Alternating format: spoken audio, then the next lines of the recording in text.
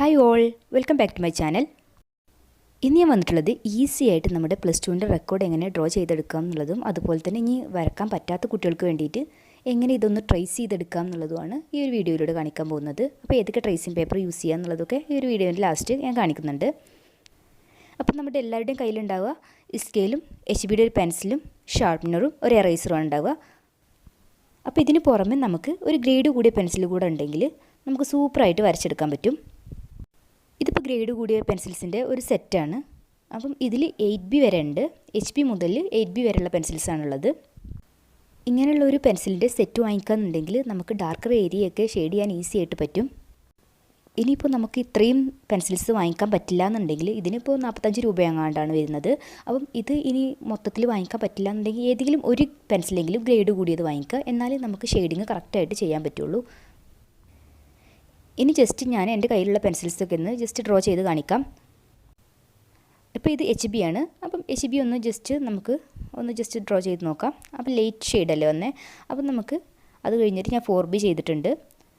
അങ്ങനെ എല്ലാ പെൻസിലും ഇപ്പോൾ ഇത് 8B ആണ്. 8B കുറച്ചും കൂടെ കളർ കൂടിയിട്ടുണ്ട്. അപ്പം നമുക്ക് ഗ്രേഡ് കൂടുന്നതിനനുസരിച്ച് നമ്മൾ കളർ ഇങ്ങനെ കൂടി വരുന്നതായിട്ട് കാണാം. അപ്പോൾ നിങ്ങൾക്ക് ഇതിൽ ഏതെങ്കിലും പറ്റുന്ന പെൻസിൽസ് വാങ്ങിക്കുക. എന്നിട്ട് നമ്മൾ റെക്കോർഡ് ഡ്രോ ചെയ്യാൻ തുടങ്ങിയാൽ മതി. നമുക്ക് HB മാത്രം വെച്ചിട്ട് ഡ്രോ ചെയ്യാം. പക്ഷേ നമ്മൾ ഗ്രേഡ് കൂടിയ പെൻസിൽസൊക്കെ യൂസ് ചെയ്തിട്ട് നമ്മൾ ഡ്രോ ചെയ്യുമ്പോൾ അതിൻ്റേതായിട്ടുള്ള റിസൾട്ട് ഉണ്ടാവും. ഞാനിപ്പോൾ ഇതിലെല്ലാതും ജസ്റ്റ് ഡ്രോ ചെയ്ത് കാണിച്ചിട്ടുണ്ട്.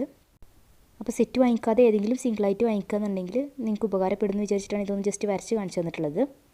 ഇനി നമുക്ക് നമ്മുടെ ഈ ഒരു പെൻസിൽ വെച്ചിട്ട് ഷെയ്ഡ് ചെയ്തിട്ടൊന്ന് നോക്കാം. ആദ്യം ഒരു സ്ക്വയർ വരച്ചിട്ട് HB വെച്ചിട്ട് ഷെയ്ഡ് ചെയ്ത് നോക്കുക. അതിനുശേഷം നമ്മൾ ഗ്രേഡ് കൂടി ഒരു പെൻസിൽ വെച്ചിട്ടും കൂടി ഒന്ന് ഷെയ്ഡ് ചെയ്ത് നോക്കുക. അപ്പോൾ നമുക്ക് രണ്ടിൻ്റെയും ഡിഫറൻസ് നന്നായി മനസ്സിലാവും. അപ്പോൾ ഡ്രോയിങ് തുടങ്ങുന്നതിൻ്റെ മുമ്പ് ഇത് രണ്ടും വരച്ച് ഷെയ്ഡിങ്ങിൻ്റെ ഡിഫറൻസ് കാണിച്ചു തരുന്നത് നമുക്ക് റെക്കോർഡ് വരക്കുമ്പോൾ യൂസ്ഫുൾ ആവുമെന്ന് വിചാരിച്ചിട്ടാണ്. ഇനി നമുക്ക് എല്ലാവർക്കും ഉള്ളൊരു പ്രശ്നമാണ്, നമ്മൾ ഡ്രോ ചെയ്യുമ്പം അടുത്ത പേജിലേക്ക് അതിൻ്റെ അടയാളങ്ങൾ വരാറുണ്ട്. അപ്പോൾ അത് ഒഴിവാക്കാൻ വേണ്ടിയിട്ട് എന്താ ചെയ്യുക എന്നുള്ളത് നോക്കാം.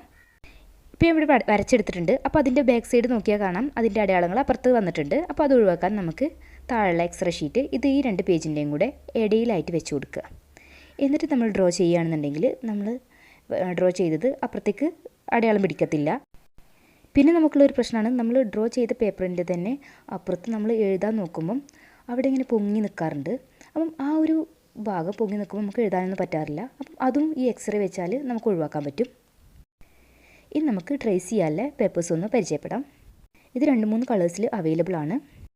അപ്പോൾ ട്രേസ് ചെയ്യുക എന്ന് പറയുമ്പോൾ തന്നെ നമുക്ക് പെട്ടെന്ന് ഓടി വരിക നമ്മുടെ മനസ്സിലേക്ക് ബ്ലാക്ക് ആയിരിക്കും. കാരണം പെൻസിലിൻ്റെ ആ ഒരു കളറൊക്കെ കിട്ടുക ബ്ലാക്ക് കൊണ്ട് ഡ്രോ ചെയ്താലല്ലേ എന്നുള്ള ഇതെപ്പോഴും തോന്നാറുണ്ട്. അപ്പോൾ ഞാൻ കാണിച്ചു തരാം ബ്ലാക്ക് കൊണ്ട് ഡ്രോയിങ് ചെയ്താലുള്ള പ്രശ്നങ്ങൾ എന്താണെന്ന് കാണിച്ചു തരാം. ഇപ്പോൾ ഞാൻ ബ്ലാക്ക് കൊണ്ട് ഡ്രോ ചെയ്തിട്ടുണ്ട്. യൂസ് ചെയ്ത് കഴിഞ്ഞാൽ ഇതിൻ്റെ ചുറ്റുഭാഗം നോക്കിക്കഴിഞ്ഞാൽ അറിയാം നല്ല ബ്ലാക്ക് കളർ പിടിച്ചിട്ടുണ്ട്. അപ്പോൾ അത് നന്നായിട്ട് ആ ഒരു എല്ലാ ഭാഗം ആ പേപ്പർ തന്നെ മുഴുവനായിട്ട് കേടാവും. കാരണം ആ എല്ലാ ഇടത്തും ബ്ലാക്ക് കളർ പിടിക്കും. അപ്പോൾ അതെന്തായാലും ഒഴിവാക്കുക. പിന്നെ ഉള്ളത് നമുക്ക് ഏറ്റവും യൂസ്ഫുൾ ആയിട്ടുള്ളത് പറയുന്നത് ഈ യെല്ലോ കളറിലുള്ളതാണ്. അപ്പോൾ എപ്പോഴും സ്കെച്ച് ചെയ്യുമ്പോൾ എനിക്ക് തോന്നിയിട്ടുള്ളത് ബെറ്ററായിട്ട് തോന്നിയിട്ടുള്ളത് ഈ യെല്ലോ ആണ്. അപ്പോൾ യെല്ലോ വെച്ചിട്ട് ഞാൻ ഡ്രോ ചെയ്തിട്ടുണ്ട്. കാരണം നമ്മളിതിനെ കൈ കുത്തിപ്പിടിക്കുക അങ്ങനത്തെയൊക്കെ നമ്മൾ കയ്യൊക്കെ അറിയാതെ തട്ടിക്കഴിഞ്ഞാൽ പോലും അപ്പുറത്ത് ഷെയ്ഡൊന്നും കാണത്തില്ല. ജസ്റ്റ് ചെറുതായിട്ടൊരു യെല്ലോ ഷെയ്ഡിലാണ് നമ്മൾ വരച്ചെടുത്തിട്ടുള്ളത്. അപ്പം അതിൽ നമ്മൾ പെൻസിൽ കൊണ്ട് ഡ്രോ ചെയ്യുകയാണെന്നുണ്ടെങ്കിൽ ഈസി ആയിട്ട് നമുക്ക് സ്കെച്ച് എടുക്കാൻ പറ്റും. ഇനി നമുക്ക് ഒന്ന് ഡ്രോ ചെയ്ത് നോക്കാം. അപ്പോൾ ഫ്രീ ഹാൻഡായിട്ടാണ് ഞാൻ ഫസ്റ്റ് കാണിക്കുന്നത്. ഫ്രീ ഹാൻഡായിട്ട് എങ്ങനെ ഡ്രോ ചെയ്യുക എന്നുള്ളതും പിന്നെ നെക്സ്റ്റ് നമുക്ക് ട്രേസ് ചെയ്യേണ്ടത് എങ്ങനെയാണെന്നുള്ളതും കാണിച്ചു തരാം. അപ്പോൾ ഫ്രീ ഹാൻഡായിട്ട് വരക്കുമ്പോൾ ആദ്യം ലൈറ്റായിട്ടൊന്ന് ഔട്ട്ലൈന് ഡ്രോ ചെയ്തെടുക്കുക. അതിനുശേഷം നമ്മൾ ഓരോ ഭാഗങ്ങളും ഡാർക്കാക്കിയിട്ട് നമ്മൾ ഷെയ്ഡ് കൂടിയ പെൻസിൽസ് യൂസ് ചെയ്തിട്ട് ഒന്ന് ഡാർക്ക് ചെയ്ത് കൊടുത്താൽ മതി. ഡ്രോ ചെയ്യുമ്പോൾ ഒരിക്കലും പെൻസിൽ അമർത്തി പിടിക്കരുത്, മെല്ലെ ലൂസാക്കി പിടിച്ചാൽ മതി. എന്നിട്ട് സ്ലോലി അങ്ങ് വരച്ചു കൊടുത്താൽ മതി. ഒരിക്കലും ഡ്രോ ചെയ്യുമ്പോൾ നമ്മൾ അമർത്തി പിടിച്ചിട്ട് ഡ്രോ ചെയ്യരുത്. നമ്മൾ അമർത്തി പിടിച്ച് കഴിഞ്ഞാൽ നമ്മൾ എറേസ് ചെയ്ത് കളയേണ്ട ഒരു അവസ്ഥ വരികയാണെന്നുണ്ടെങ്കിൽ അപ്പോൾ നമുക്ക് നല്ല ബുദ്ധിമുട്ടായിരിക്കും. ഇനി നമുക്ക് ഡാർക്ക് പെൻസിൽ യൂസ് ചെയ്തിട്ട് ഒന്നും കൂടെ അതിന് ഒന്ന് ഔട്ട്ലൈനൊക്കെ കൊടുത്ത് ഒന്ന് ഭംഗിയാക്കാം. ഔട്ട്ലൈൻ ചെയ്ത് കഴിഞ്ഞാൽ പിന്നെ നമുക്ക് അതിൻ്റെ ഡീറ്റെയിലിംഗ് എന്തൊക്കെയാണെന്ന് നോക്കിയിട്ട് അതും കൂടെ ഒന്ന് ഡ്രോ ചെയ്തെടുക്കാം.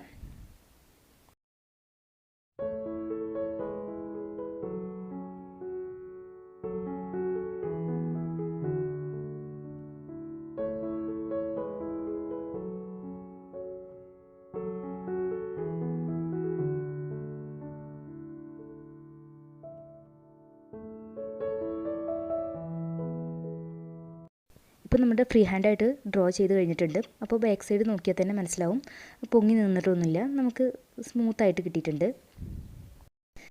അപ്പോൾ ഇതുപോലെ ഓരോ പിക്ചറും വരച്ചെടുത്ത റെക്കോർഡ് നല്ല നീറ്റായിരിക്കും.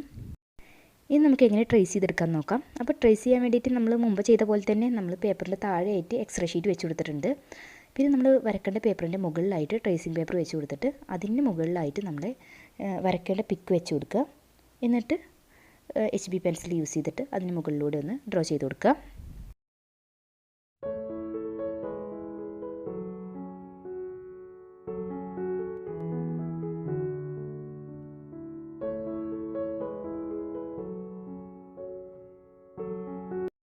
ഇപ്പോൾ നമ്മൾ വരച്ച് കഴിഞ്ഞിട്ടുണ്ട്. ഇനി നമുക്കിതൊന്ന് മാറ്റാം.